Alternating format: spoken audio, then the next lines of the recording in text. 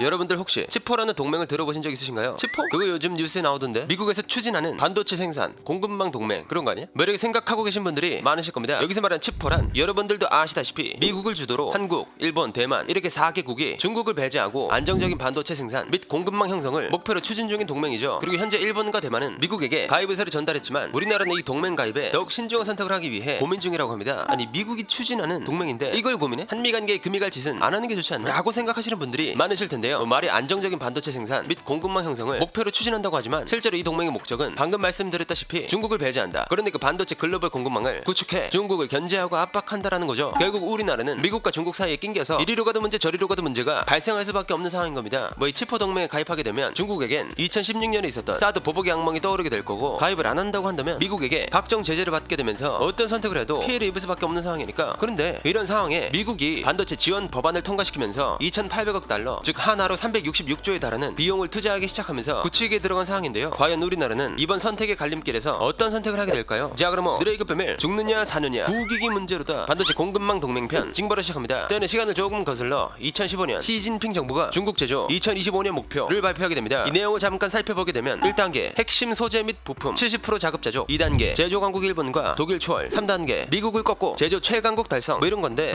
이게 한마디로 말해서 중국 정부가 전략 산업을 뿜뿜 시켜가지고 미국을 때려잡겠다 뭐 이런 말입니다. 아니 중국이 아무리 성장세라고 해도 어떻게 미국을 때려잡아? 말이 되는 소리를 해야지. 뭐 솔직히 어떤 분야에서든지 미국을 잡을 수 있는 것은 현실적으로 불가능에 가깝잖아요. 그러다 보니 미국은 중국이 발표한 내용을 별 대수롭지 않게 생각하고 그냥 그런가 보다라는 뉘앙스를 취하고 있었죠. 그런데 때는 2020년 시장 조사기관에서 발표한 2019년 반도체 생산 점유율 데이터에서 사상 최초로 중국이 미국을 추월합니다.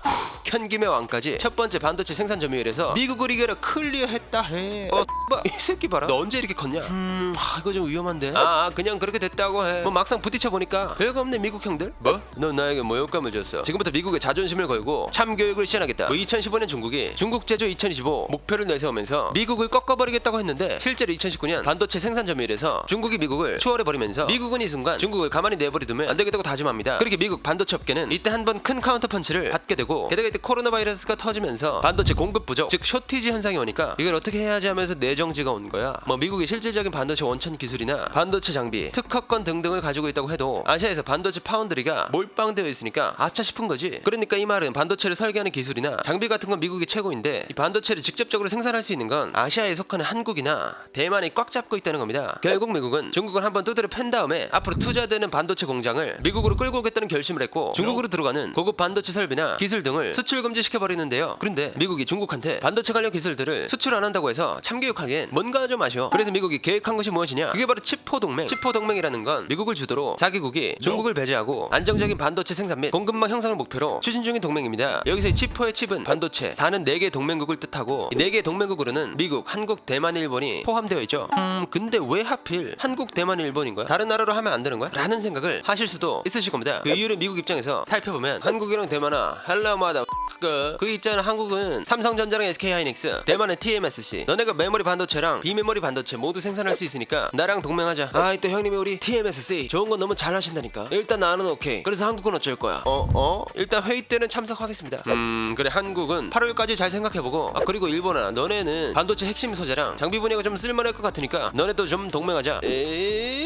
우리는 옛날에 미국 형님에게 한 번 개 털린 적이 있으니 동맹 한다 됐어. 이렇게 4개의 나라가 치포 동맹을 맺게 된다면 반도체 장비의 73%, 반도체 파운드리 즉 생산은 87%, 반도체 설계 부분에서 91% 정도를 장악할 수 있다는 분석이 나오게 됩니다. 그렇게 된다면 정말 안정적이고 반도체 생산 및 공급망이 완벽하게 형성이 되겠죠. 그런데 이 치포 동맹 뒤에 숨겨진 미국의 큰 그림은 따로 있었는데요. 한마디로 표현하자면 반도체 시장에서 중국을 그냥 왕따 시켜버리자 뭐 이런 겁니다. 미국이 현재 전 세계의 패권을 가지고 있는데 자꾸만 중국이 기어오르니까 반도체를 인질로 삼아 중국을 압박하겠다는 거죠. 뭐 반도체 하나만으로 중국에게 압박이 되겠느냐 이런 생각을 하실 수도 있지만 이 반도체 기술이라는 게 4차 산업혁명 중심에 있는 기술이잖아요. 쉽게 말해 여러분들이 지금 사용하고 계시는 모니터라든지 스마트폰이라든지 반도체 기술이 안 들어가는 게 없으니까 만약 반도체로 중국을 압박하게 된다면 중국에서 반도체 기술이 필요한 물품을 생산하는데 문제가 생길 수밖에 없고 그렇게 되면 중국의 산업 기반이 흔들리면서 미국에게 어쩔 수 없이 머리를 조아리게 되는 거죠. 실제로 현재 중국에서 생산하고 있는 대부분의 전자기기들이 미국의 반도체를 사용하고 있는데 요즘 들어 중국 이 자식들이 미국을 어떻게든 이겨먹으려고 해. 이 이제 미국한테 지원 안 받고 자국 반도체 회사인 SMIC 같은 곳에 돈 인력 등등 빵빵한 지원을 하기 시작하면서 우리 중국에서도 반도체 생산하는 힘을 자체적으로 키우겠다 뭐 이러고 있는 거야. 그러다 보니 미국 입장에서는 중국 반도체 시장이 성장하는 것을 어떻게든 막아야 하는 상황이고, 중국이 영원히 미국 반도체 기술에 의존하게 만들기 위해서 나온 아이디어가 바로 칩포 동맹인 거죠. 결국 이 싸움은 미국과 중국이 반도체를 사이에 두고 벌이는 패권 전쟁인 건데, 여기서 미국은 이 전쟁에서 우위를 점하기 위한, 그러니까 중국을 반도체 시장에서 고립시키기 위한 강력한 법안까지 통과시켜버립니다. 바로 칩스 법안. 이 칩스 법안은 2,800억 달러, 즉 하나로 366조에 달하는 비용을 투자해주겠다는 건데요. 이걸 쉽게 이야기해보자면 미국은 가지고 있는 원천 기술로 생산보다는 설계에 집중하고 있었잖아요. 실질적으로 반도체를 생산하는 것은 우리나라나 대만 등에서 하고 있었죠. 그래서 이제는 미국이 직접 생산하자, 한마디로 말해 반도체를 생산할 수 있는 기업들을 미국으로 데리고 와서 미국 내에서 반도체를 직접 생산할 수 있도록 지원하겠다, 뭐 이런 법안이죠. 그렇게 미국으로 들어와 반도체를 제조하는 회사에 520억 달러, 한 하루 65조에 달하는 보조금을 지원하고 추가 세금 공제, 반도체를 생산하는 데 들어가는 모든 비용의 25%나 깎아준다는 파격적인 정책을 내세우면서 미국 반도체 점유율 굳히기에 들어간 상황입니다. 아니, 이런 법안이 다른 나라도 아니고 미국에서 통과가 됐는데 기업들 입장에서는 굳이 중국을 선택할 이유가 없잖아요. 뭐 미국에 들어가서 빵빵하게 지원받고 세금까지 공제받으면서 성장할 수 있는데 이걸 마다할 이유가 없는 거지. 실제로 삼성전자가 미국 텍사스에 1920억 달러, 한 하루 약 250조 원을 들여 반도체 공장 11곳을 더 짓겠다라는 계획을 발표하기도 하면서 큰 이슈를 불러오기도 했죠. 이야, 역시 미국이야. 지원하는 금액의 단위가 벌써 다르네. 네, 그렇습니다. 역시 천조국 미국은 지원하는 단위부터가 달라. 뭐 이렇게만 본다면 진짜 미국도 반도체 기업도 서로 윈윈하는 정책으로 보여지지만, 여기서 잠깐 짚고 넘어가야 할 것이 있었습니다. 미국이 제시한 법안에는 숨겨진 조항이 있었기 때문인데요. 바로 가드레일 조항. 이 가드레일 조항을 조금 살펴보게 되면 반도체법의 혜택을 받은 업체는 10년간 중국 또는 우려국가 등에서 반도체 제조에 물질적 확정과 관련된 중대한 거래에 관여하지 못한다. 그러니까 이 말은 미국에 들어와 지원금을 받은 기업은 중국에서 확정하지 말고 미국 쪽에서 요구하는 부분들을 들어줘야 한다, 뭐 이런 거죠. 결국 이 법안으로 인해 중국 시안과 수저우에 있는 삼성 반도체 공장, 우시아 대련에 있는 SK 하이닉스 메모리 칩 공장도 이제 더 이상 확장을 할 수가 없게 되었죠. 그러다 보니 중국 입장에서는 칩포 동맹에 강력한 반대 성명을 내고 있는 상황입니다. 아니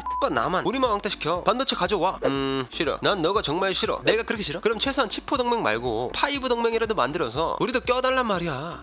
싫어. 그건 더 싫어. 중국은 이렇게 칩포 아닌 자기를 끼워서 칩5 동맹으로 하자는 앙탈 아닌 앙탈을 부리기도 하고, 심지어 노골적인 단어를 써가면서 언론 플레이를 하기도 하는데, 실제로 중국 언론사인 한국시보 영문판 글로벌타임스에서 이런 기사가 올라왔죠. 한국은 노라고 말할 용기를 가져야 한다. 이 기사가 좀 길어서 간단하게 설명을 해드리자면, 한국과 너네가 만약 칩포 동맹 가입하잖아? 그럼 우리랑 완전히 선제를 각인 거야. 그리고 미국이 너네한테 너무 무리한 요구를 했다, 그치? 게다가 한국이 우리 중국에게 반도체 수출하는 양이 어마어마하잖아. 뭐 반도체 수출의 60%가 중국과 홍콩인데 너 이거 그냥 무시할 거야? 에이, 이걸 포기한다면 넌 이거 상업적 자살이다. 생각 잘해 라고 말이죠. 결국 우리나라 입장은 이러지도 저러지도 못하는 상황에 직면했습니다. 중국을 포기하고 칩포 동맹에 가입하자니 우리나라 반도체 수출의 60%를 차지하고 있는 시장과 2016년 사드 보복이 떠오르고, 미국을 포기하고 중국 시장을 선택하자니 각종 제재로 우리나라 경제를 수십 년 뒤로 만들어 버릴 수 있는 어마무시한 패권 국가이고, 순하게 이야기해서 시장이냐 기술이냐지 솔직히 이야기해보면 레프트 훅 맞을 거냐 라이트 훅 맞을 거냐인 것 같습니다. 게다가 이미 대만과 일본은 칩포 동맹 가입에 긍정적인 반응을 보였고, 이제 남은 것은 우리나라 하나뿐인데요. 그리고 최근 윤석열 대통령은 칩포 동맹 가입에 대해 이런 발표를 한 상황이죠.